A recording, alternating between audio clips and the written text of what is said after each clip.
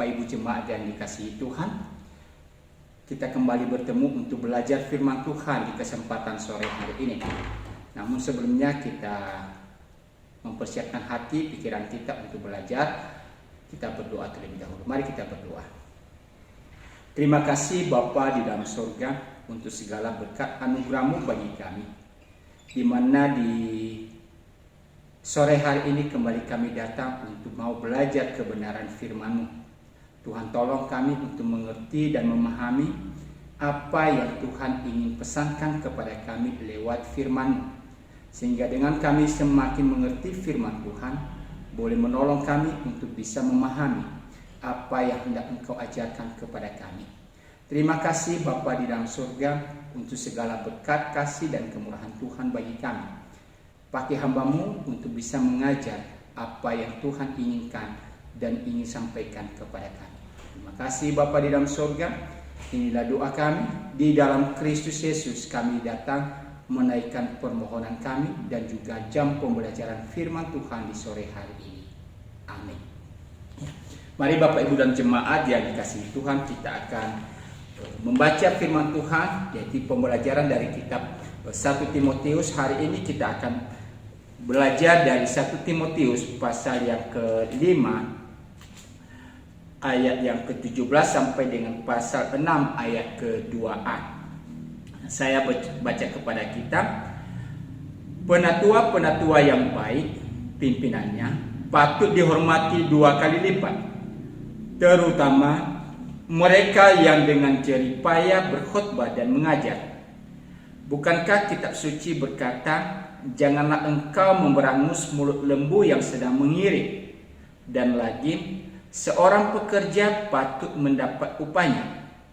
Janganlah engkau menerima tuduhan atas seorang penatua kecuali kalau didukung 2 atau 3 orang saksi. Mereka yang berbuat dosa hendaklah kau tegur di depan semua orang, agar yang lain itu pun takut. Di hadapan Allah dan Kristus Yesus dan malaikat-malaikat pilihannya, kupesankan dengan sungguh kepadamu, camkanlah petunjuk ini tanpa prasangka dan bertindaklah dalam segala sesuatu tanpa memihak. Janganlah engkau terburu-buru menumpangkan tangan atas seseorang, dan janganlah terbawa-bawa ke dalam dosa orang lain.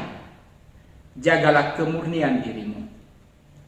Janganlah lagi minum air saja, melainkan tambahkanlah anggur sedikit, berhubung pencernaanmu terganggu dan tubuhmu sering lemah. Dosa beberapa orang mencolok seakan-akan mendahului mereka ke pengadilan, tetapi dosa beberapa orang lagi baru menjadi nyata kemudian. Demikian pun perbuatan baik itu segera nyata, dan kalau tidak demikian, ia tidak dapat terus tinggal tersembunyi. Semua orang yang menanggung beban perbudakan hendaknya menganggap tuan mereka layak mendapat segala penghormatan, agar nama Allah dan ajaran kita jangan dihujat orang. Jika tuan mereka seorang percaya, janganlah ia kurang disegani karena bersaudara dalam Kristus, melainkan hendaklah ia dilayani mereka dengan lebih baik lagi, karena Tuhan yang menerima berkat pelayanan mereka ialah saudara yang percaya dan yang kekasih. Demikian pembahasan atau ayat-ayat yang menjadi pokok pembahasan kita pada sore hari ini.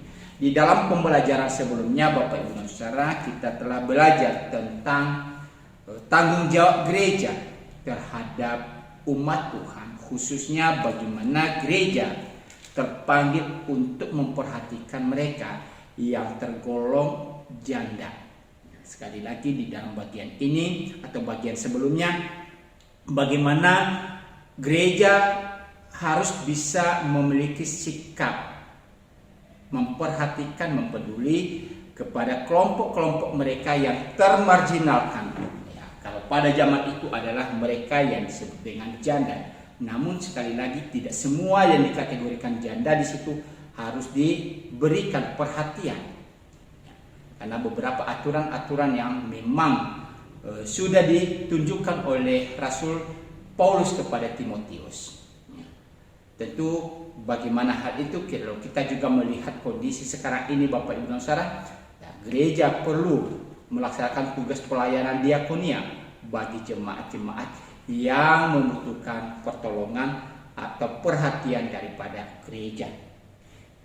Dan kalau pada sore hari ini kita akan belajar dengan sebuah tema, yaitu bagaimana sebagai seorang pelayan Tuhan, khususnya kalau di dalam konteks ini adalah Timotius, ketika ia harus berhadapan dengan jemaat-jemaat yang mungkin ada perbedaan-perbedaan yang terjadi di antara mereka, lalu apa yang harus ia lakukan? Makanya di dalam bagian ini kita ambil sebuah tema, itu adalah dia harus bersikap adil.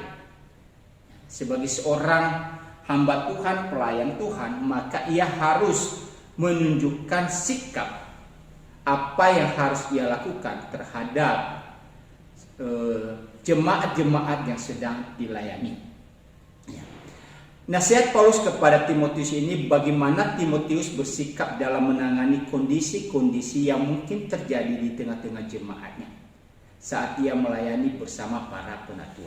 Sekali lagi bahwa kita tidak bisa memungkiri bahwa dengan komunitas yang banyak, dengan berbagai macam perbedaan-perbedaan yang ada, maka kemungkinan yang namanya konflik itu bisa terjadi.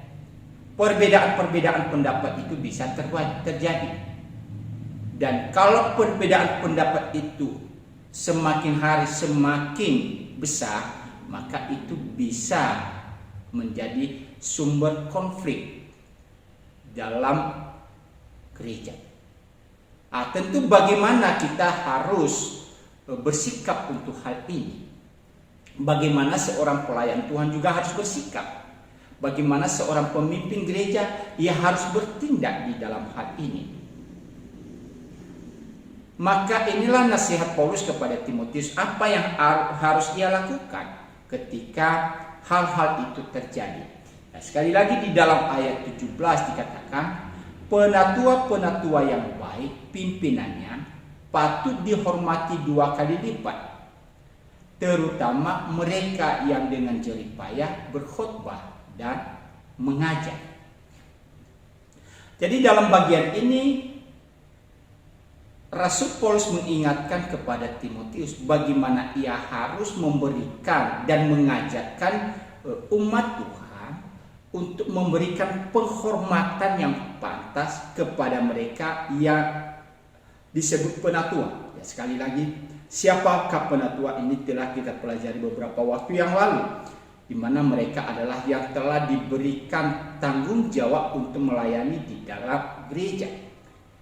Bisa itu sebagai seorang gembala, bisa itu sebagai seorang majelis.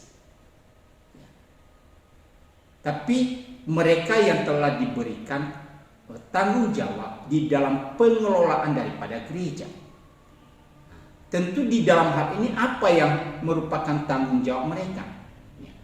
Jadi dikatakan di sini bahwa tanggung jawab para penatua itu adalah mereka berkhotbah.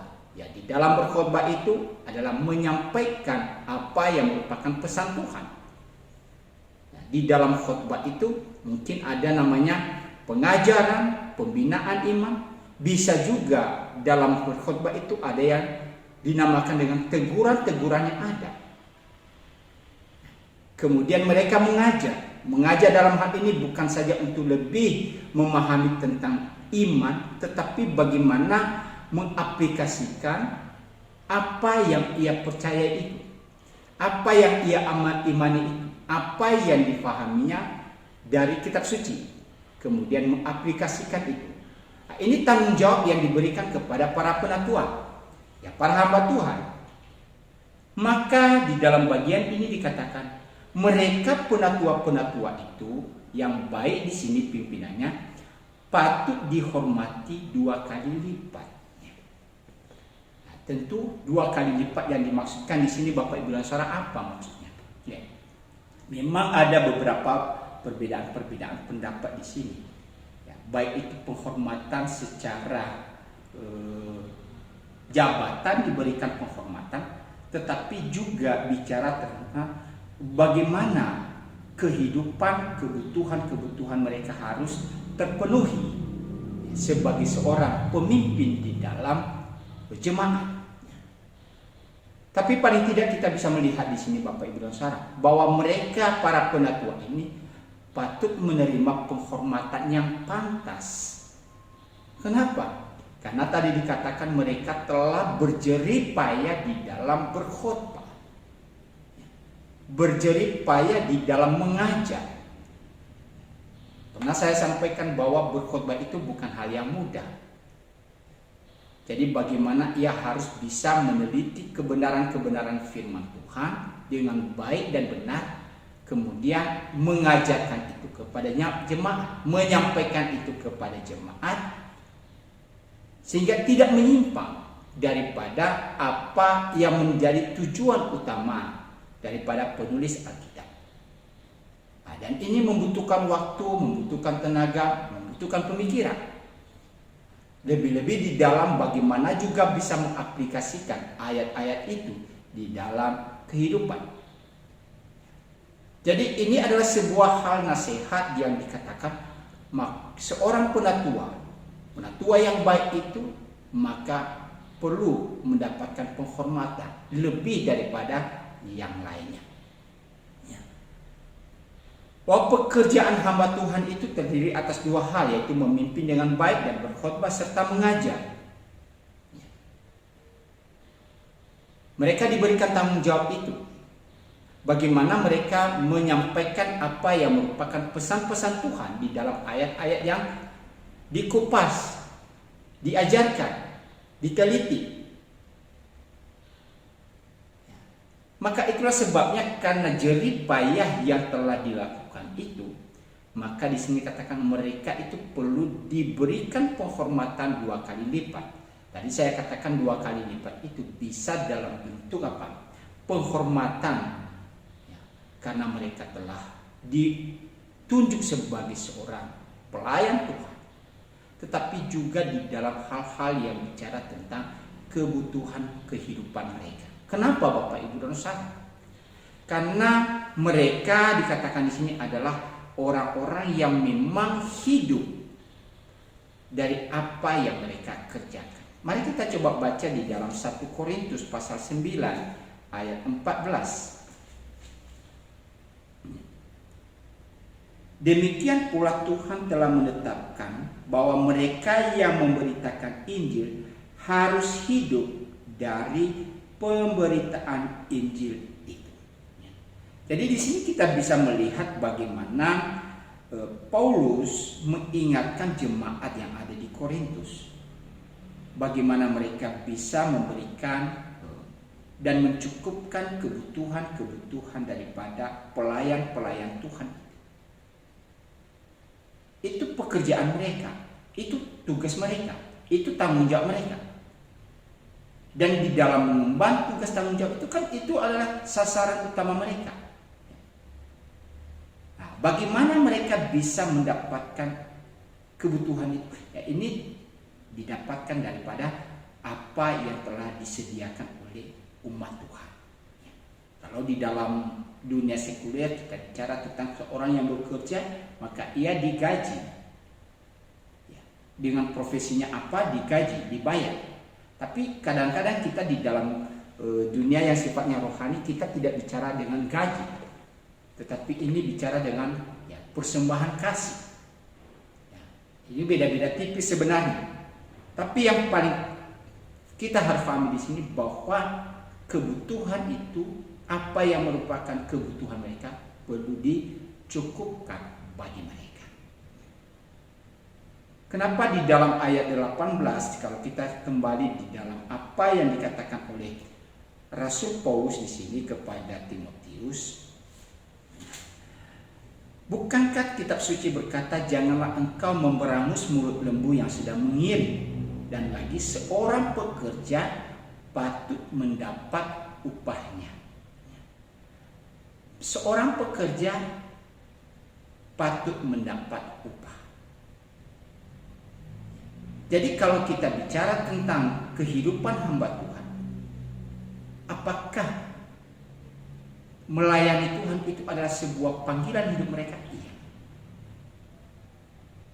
Tapi jangan hanya dilihat sebagai itu adalah panggilan hidup mereka dalam sebuah tatanan, oh ini pelayanan. Tapi ini adalah sebuah hal yang mereka kerjakan dalam kehidupan mereka. Itulah sebabnya dikatakan di sini bahwa mereka juga perlu mendapat apa yang merupakan kebutuhan mereka, apa yang merupakan hak bagi mereka. Mereka telah melaksanakan kewajiban, yaitu mengajar, mendidik, berkhotbah. Tetapi juga ya, hak itu harus terpenuhi di dalam kehidupan mereka.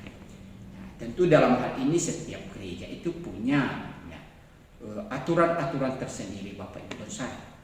Ya. Jadi kita tidak bisa berkata, oh harus sama seperti di gereja ini. Enggak, setiap gereja itu punya aturan-aturan tersendiri yang harus dilakukan. Nah, sesuai dengan aturan organisasi. Namun sekali lagi yang ditekankan di sini bagaimana perhatian gereja kepada mereka, para penatua-penatua yang telah berjeri lelah, berjeri payah untuk berkhotbah dan mengajar. Kalau kita perhatikan di dalam ayat 18 ini tadi, maka ini sebenarnya adalah ya, kutipan daripada Rasul Paulus yang dinyatakan di dalam kitab Ulangan yang diajarkan Musa kepada umat Tuhan, yaitu Ulangan pasal 25 ayat 4. Ulangan pasal 25 ayat yang keempat.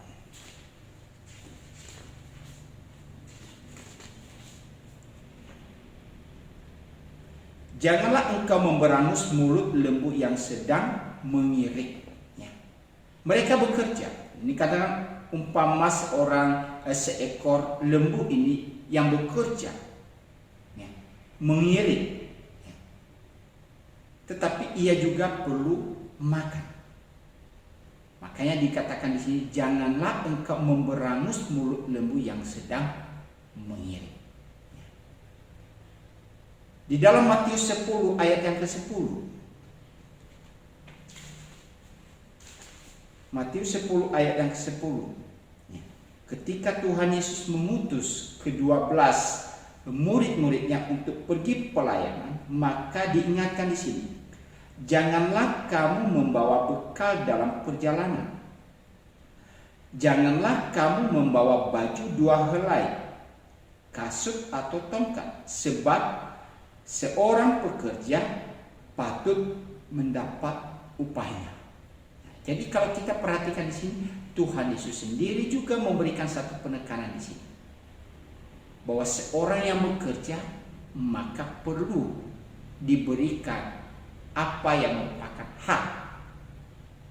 Jadi tidak hanya menuntut tanggung jawabnya, tidak hanya menuntut kewajibannya, tetapi apa yang merupakan hak yang perlu ia dapatkan. Para penatua yang berjeri lelah dalam berkhotbah dan mengajar mendapat persediaan yang baik. Kenapa Bapak Ibu dan Saudara? Ya, supaya mereka juga tidak menjadi pengemis-pengemis bagi orang lain. Ya, bayangkan misalkan seorang hamba Tuhan kita kemudian menjadi pengemis yang meminta-minta bantuan untuk apa? Untuk memenuhi kebutuhan hidup mereka ke pihak yang lain. Nah, di mana tanggung jawab kita sebagai umat Tuhan? Di mana tanggung jawab kita sebagai jemaat Tuhan? Di dalam mencukupkan apa yang mereka butuhkan. Bukan di dalam kelebihan Bapak Ibu dan Saudara. Nah, tadi saya katakan bahwa memang setiap organisasi gereja itu punya aturan-aturan sendiri. Tentu ini harus disesuaikan dengan apa yang diperoleh atau apa yang didapatkan oleh gereja. Bahwa penghidupan dari seorang penatua yang dengan jerih payah berkhotbah, dari mengajar, perlu mendapatkan perhatian dari jemaatnya. Jadi ini sebuah nasihat yang diajarkan oleh Paulus, bahwa jemaat perlu memberikan perhatian kepada para hamba-hamba Tuhan. para penatua-penatua. Jangan kita menjadi tidak peduli, acuh tak acuh, kemudian kita biarkan begitu saja. Nah, tidak demikian, karena inilah tanggung jawab yang Tuhan percayakan kepada kita. Sekali lagi Bapak Ibu dan Saudara, ketika hamba Tuhan kita membutuhkan, ada kebutuhan-kebutuhan, maka tanggung jawab kita sebagai jemaat untuk mencukupkan segala apa yang merupakan kebutuhan mereka. Bukan dalam kelebihan, sekali lagi saya katakan, bukan dalam kelebihan, bukan dalam kemewahan, tetapi sesuai dengan apa yang patut untuk mereka dapat. Makanya dikatakan di sini sebenarnya itu 2 kali lipat, ya, lebih daripada sesuatu hal yang mereka kerjakan dan diberikan penghargaan berlipat, ya, 2 kali lipat. Tapi ini mari kita sesuaikan dengan apa yang merupakan aturan-aturan yang ada di dalam gereja. Yang lebih saya tekankan di sini adalah adanya perhatian penting bagi kita untuk para pelayan-pelayan Tuhan. Bukan juga hanya untuk hamba Tuhan, ya, mereka yang telah bekerja, ya, di dalam gereja, baik di dalam administrator gereja, ya, yang terlibat di dalam kegiatan-kegiatan dalam kegiatan gereja, ya, perlu kita memberikan perhatian khusus. Mereka telah bekerja semaksimal mungkin, melakukan tanggung jawab mereka dengan baik. Nah, sudah saatnya kita perlu berterima kasih atas apa yang telah mereka kerjakan. Sekarang ini dengan pandemi begini Bapak Ibu dan Saudara, kita bisa dibantu dengan multimedia. Apakah ini kita biarkan? Tentu tidak. Kenapa? Ini adalah sesuatu hal yang dikerjakan, berkorban tenaga, waktu dan lain sebagainya. Dan kita jemaat itu perlu punya kepedulian untuk hal-hal seperti ini. Pegawai gereja,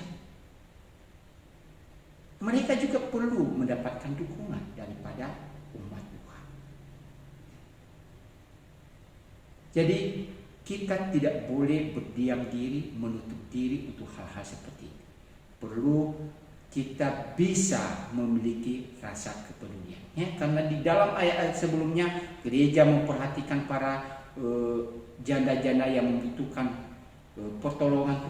Bagaimana dengan mereka yang telah berkorban, berjerih payah di dalam setiap pelayanan yang telah dipercayakan kepada mereka? Tentu, ya, kita perlu memperhatikan ini. Ya. Kemudian di dalam hal selanjutnya yang diingatkan di sini, ya, untuk menghindari perbedaan-perbedaan pendapat yang akhirnya menimbulkan persoalan-persoalan yang terjadi, maka bagaimana seorang pelayan Tuhan harus bisa bersikap, bertindak adil. Di dalam ayat 19, janganlah engkau menerima tuduhan atas seorang penatua, kecuali kalau didukung 2 atau 3 orang saksi.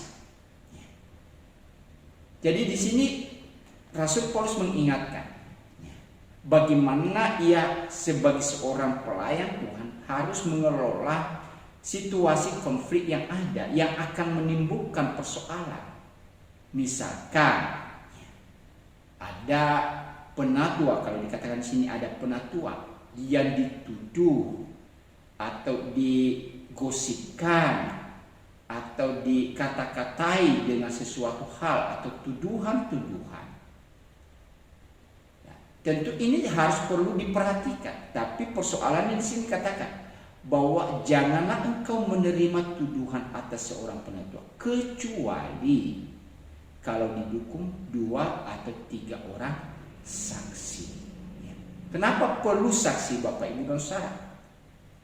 Supaya apa yang disampaikan itu yang merupakan tuduhan itu bukan hanya gosip semata, bukan hanya asal menyampaikan sesuatu tanpa ada bukti-bukti yang merupakan apa? kesalahannya telah dilakukan. Itulah sebabnya dikatakan ini harus didukung oleh 2 atau 3 orang saksi, sehingga valid, benar setiap tuduhan-tuduhan itu. Lalu bagaimana hal itu dilakukan? Bahwa tuduhan itu perlu diterima? Iya. Tuduhan-tuduhan itu perlu diterima? Iya. Kenapa? Supaya ini bisa menyelesaikan sebuah persoalan. Kalau diabaikan Bapak Ibu dan Saudara, tadi saya katakan ini bisa menjadi permasalahan yang terjadi di dalam gereja. Perlu menerima setiap tuduhan itu, tetapi perlu yang namanya mengklarifikasi setiap informasi-informasi yang didapatkan itu. Sehingga dengan kita menerima informasi-informasi itu, maka kita akan bisa mencarikan jalan keluar, solusi yang tepat, apa yang harus dilakukan. Bahkan dikatakan di sini harus diterima di hadapan mereka, baik yang melaporkan, menyampaikan tuduhan maupun yang tertuduh tadi. Sehingga apa? Imbang. Informasinya jelas seperti apa. Kemudian apa yang harus dilakukan? Kalau mereka yang bersalah, maka itu tidak dibiarkan, perlu diberikan teguran. Makanya di dalam ayat 20 dikatakan, mereka yang berbuat dosa hendaklah kau tegur di depan semua orang, agar yang lain itu pun takut. Memang kalau pada zaman dahulu Bapak Ibu dan Saudara, bahwa ketika ada yang salah, maka itu pasti diumumkan di hadapan jemaat. Ada istilah ekskomunikasi, disiplin gereja. Mereka yang telah melakukan pelanggaran, maka itu perlu disampaikan kepada jemaat. Tujuannya apa? Kadang-kadang ini untuk mempermalukan, bukan. Di dalam bagian ini katakan apa?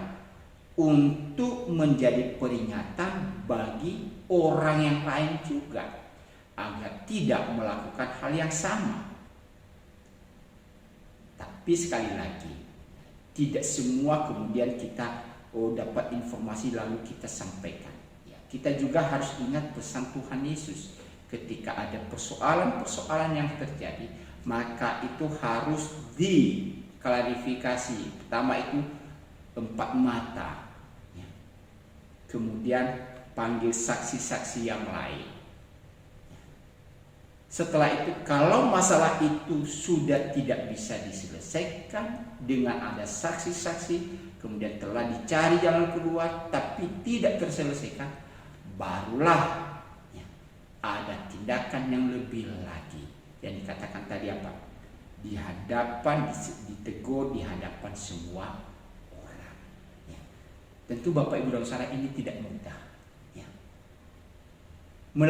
Melaksanakan seperti ini tidak mudah. Kenapa? Bagi yang ditegur itu merasa bahwa harga dirinya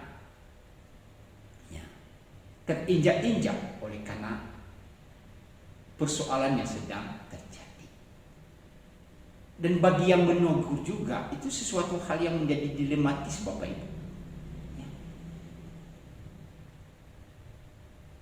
Ini tidak mudah untuk melakukannya. Itulah sebabnya perlu pendekatan-pendekatan yang perlu dilakukan dengan baik. Makanya ada sebuah proses-proses di dalam penyelesaian setiap persoalan itu.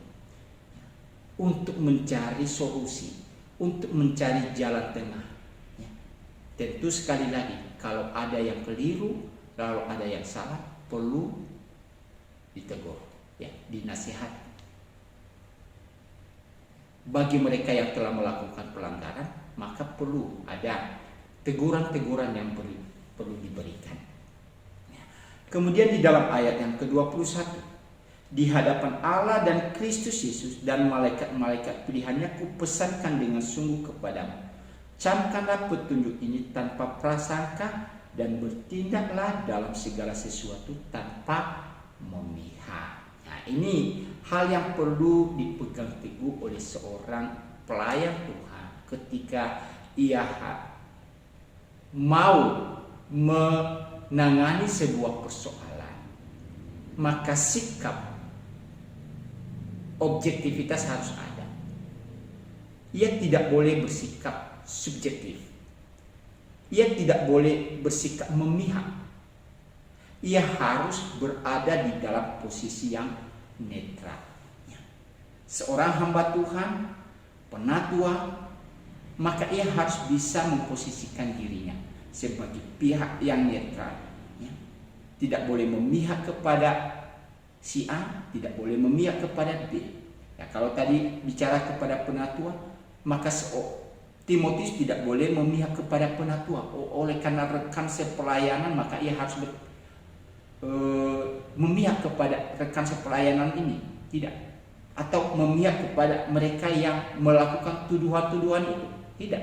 Ia harus tetap memposisikan diri sebagai pihak yang netral. Ia boleh harus mendengar dari kedua belah pihak, baru kemudian dicarikan solusi-solusi yang tepat, sehingga kedua belah pihak itu tidak saling tidak ada yang tersakiti, tetapi juga terjadi penyelesaian daripada sebuah persoalan.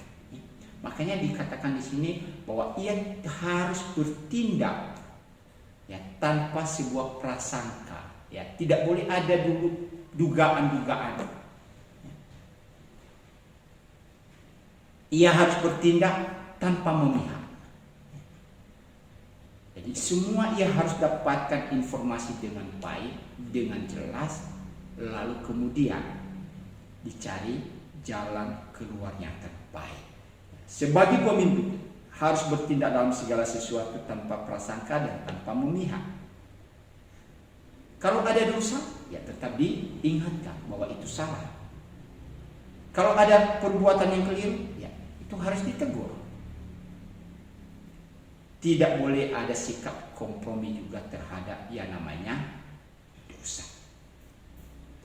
Ini di dalam menghadapi hal-hal yang berbicara tentang bagaimana mereka harus melakukan tindakan-tindakan dalam kehidupan, menghadapi perbedaan-perbedaan yang terjadi sehingga tidak menimbulkan konflik yang berkepanjangan.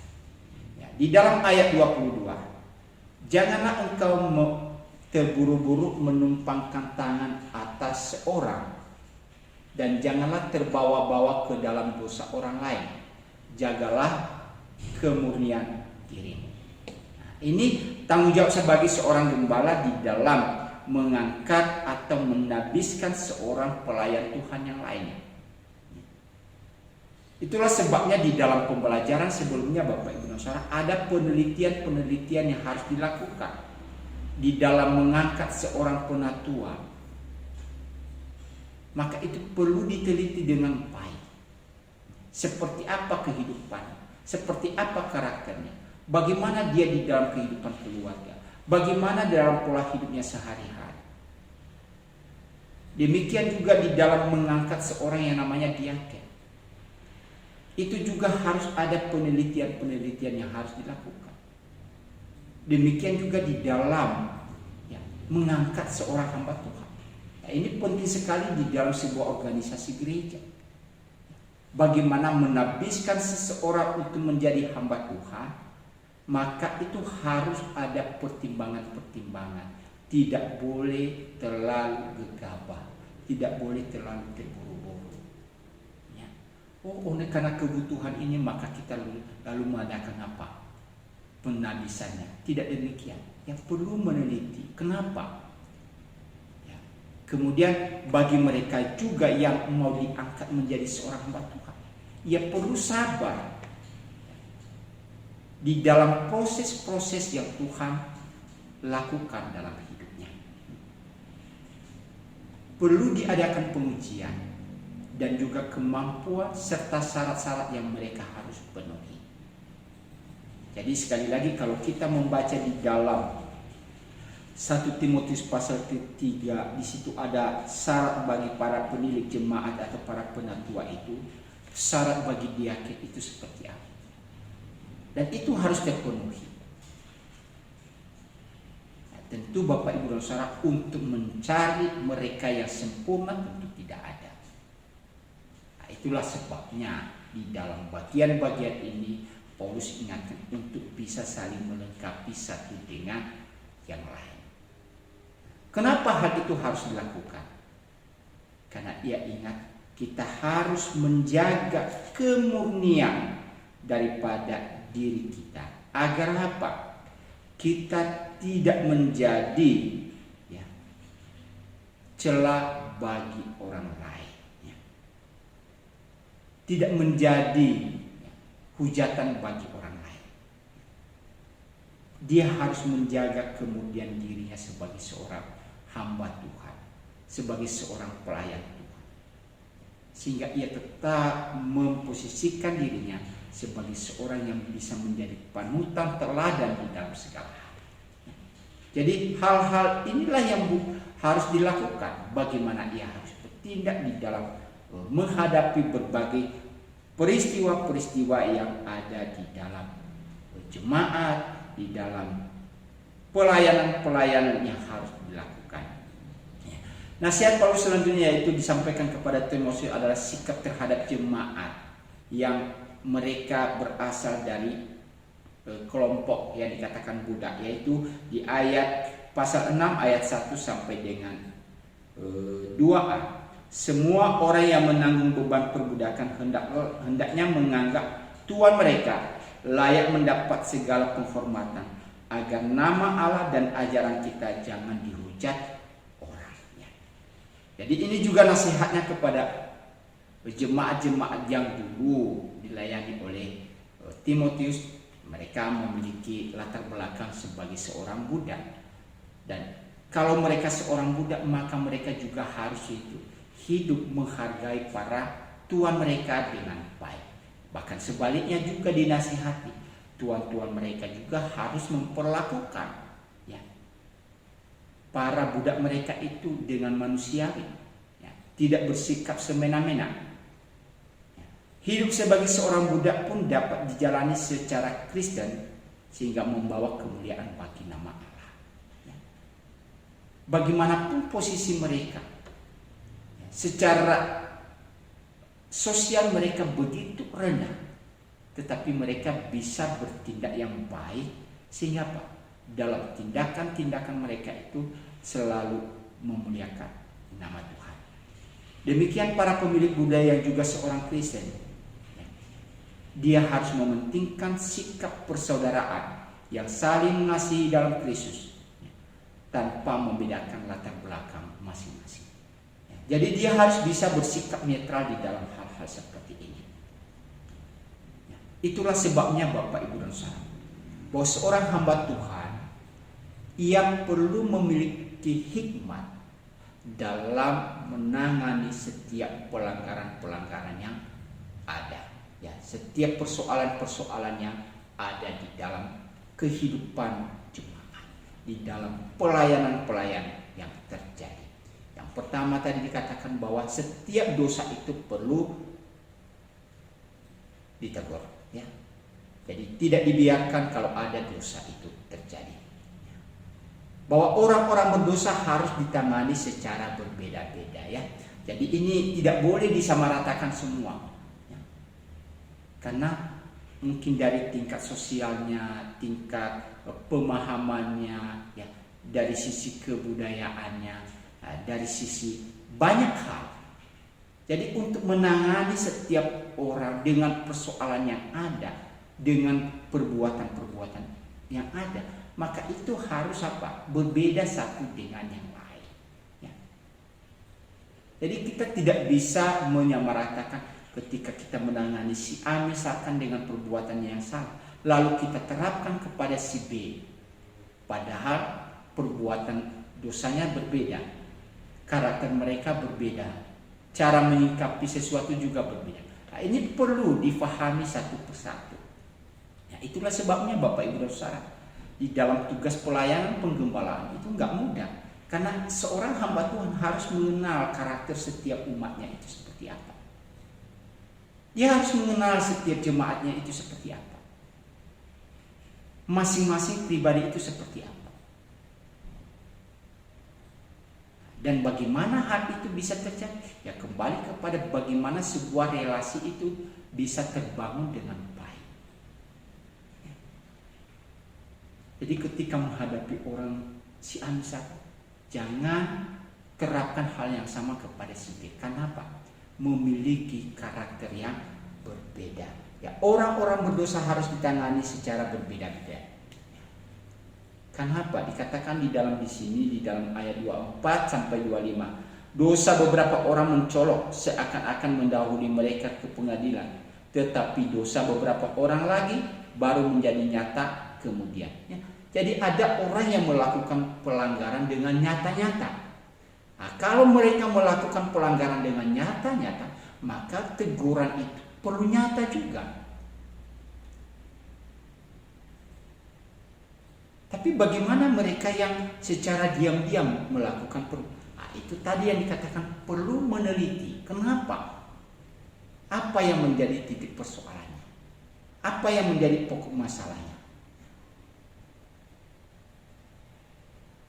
Namun yang penting di dalam bagian ini dikatakan harus ada sesuatu tindakan yang dikatakan disiplin daripada gereja. Ya. Setiap dosa maka perlu ada teguran yang harus diberikan. Setiap pelanggaran maka harus ada semacam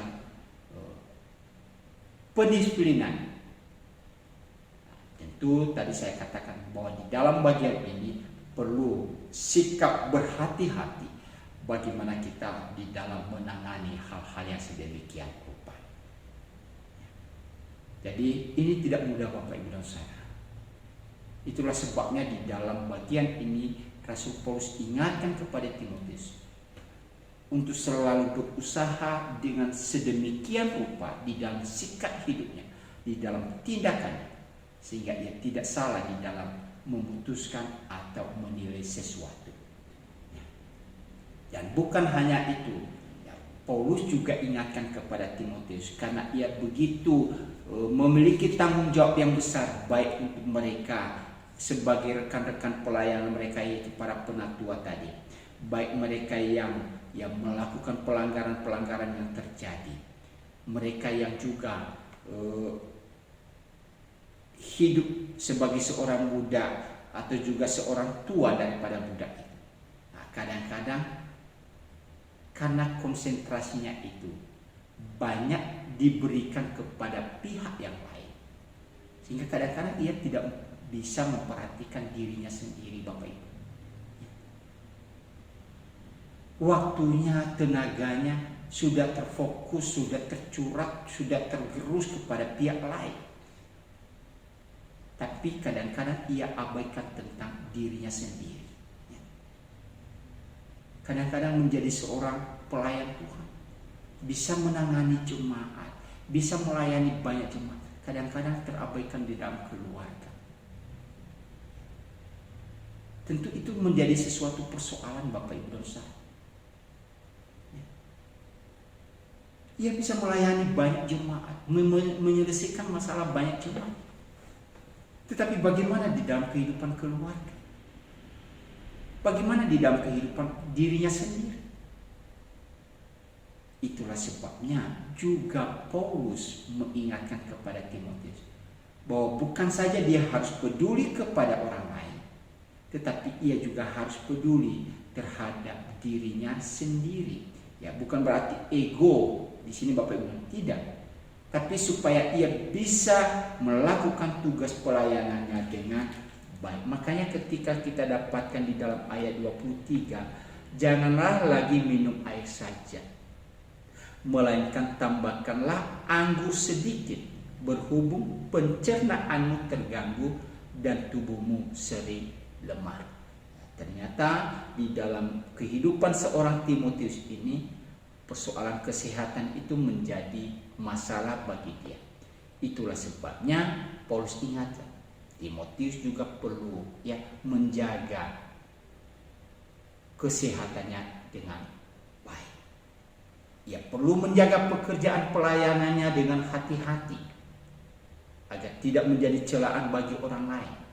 Ia juga perlu bertindak hati-hati di dalam menangani persoalan-persoalan dengan ia tidak boleh memihak, tapi ia harus bersikap adil.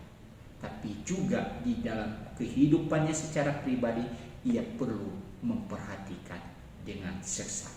Sehingga apa yang diharapkan Bapak Ibu Saudara, bahwa pelayanan itu menjadi lebih maksimal, pelayanan itu menjadi lebih efektif, dan semuanya itu bisa memuliakan nama Tuhan, ya. Jadi semua itu bisa berkontribusi untuk kemajuan sebuah pelayanan yang telah didesain sedemikian rupa dan kemudian bisa membangun tubuh Kristus, dan gereja itu semakin hari semakin bertumbuh di dalam pengenalan akan Tuhan. Kiranya melalui pembelajaran pada sore hari ini boleh bermanfaat bagi kita. Mari kita berdoa. Terima kasih Tuhan, kami boleh bersyukur untuk belajar firman Tuhan sore ini.